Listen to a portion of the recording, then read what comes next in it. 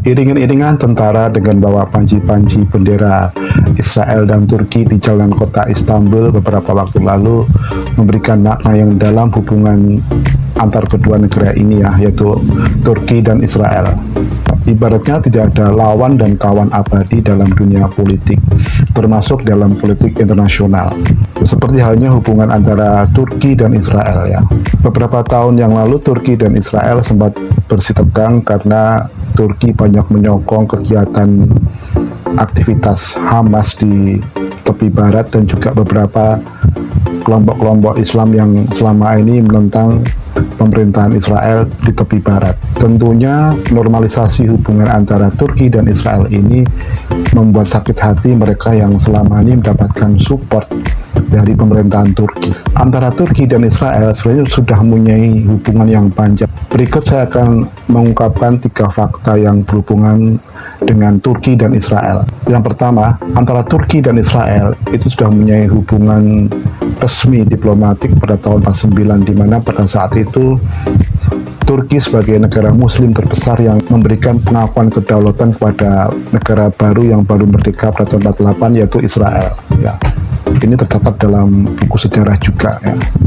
Kedua, meskipun Turki dan Israel itu mempunyai hubungan yang kurang harmonis, tapi antara kedua negara ini mempunyai hubungan dagang yang cukup lancar. Terjadi pembelian dan penjualan barang komoditas antara dua negara tersebut ya, salah satunya energi, juga baja dan beberapa komoditas yang lain. Antara Turki dan Israel itu mempunyai hubungan kerjasama di bidang militer.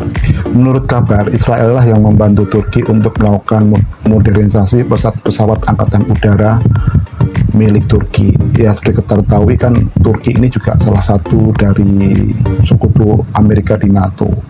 Dan juga kita ketahui juga Amerika juga hubungannya sangat dekat dengan Israel. Sebenarnya wajar kalau Israel itu membantu Turki, terutama dalam bidang pertahanan. Meskipun kedua negara itu di permukaan kelihatan terjadi konflik ideologis, tapi faktanya tidak demikian.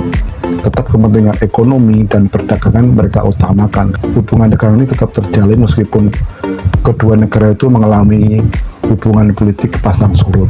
Lalu siapa yang kecewa dengan normalisasi hubungan antara Turki dan Israel? Ya, saya berusaha mencari beritanya, ternyata saya menemukan beritanya di Republika. Yang jelas kelompok Hamas sangat kecewa dengan normalisasi hubungan antara Turki dan Israel ya. Selama ini kan Turki banyak membantu Hamas, aktivitas Hamas baik sisi kemanusiaan dan hal-hal yang lain, terutama dalam dukungan politik juga, di mana para aktivis Hamas itu bebas melakukan kegiatannya di Turki dan tidak dihalang-halangi oleh pemerintah Turki. Yang kedua adalah kelompok Jihad Islam Palestina ya. Kelompok ini juga kecewa ya, karena Turki mendukung pemerintah Israel untuk melakukan Yahudisasi tempat-tempat suci yang ada di Yerusalem. Nah, ini juga mengecewakan mereka karena mereka tidak lagi mendapatkan dukungan politik dari pemerintahan Erdogan. Yang ketiga adalah kelompok Front Aksi Islam yang berdomisili di Yordania. Kelompok ini juga menyatakan kekecewaannya setelah Turki dan Israel terlihat mesra dalam hubungan politik mereka. Ya, ini tentu hal yang wajar ya, dimana dulu kan Turki sangat support kepada mereka. Kelompok-kelompok nih yang sekarang ini ternyata Turki lebih mementingkan kepentingan nasionalismenya daripada kepentingan ideologinya.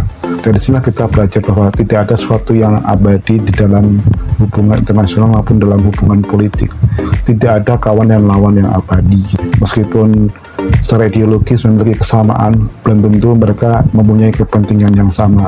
Apalagi kalau kita bicara wilayah regional seperti kawasan Timur Tengah dan Eropa yang sekarang ini sedang krisis, apalagi pecahnya perang Ukraina dan Rusia yang berdampak pada krisis energi yang akan melanda negara-negara lain di dunia ya. Kabarnya Israel dan Turki ini juga akan menjalin kerjasama energi untuk penjualan gas alam dari Israel ke Eropa. Nah, disinilah ternyata kepentingan bisnis lebih diutamakan daripada kepentingan ideologi.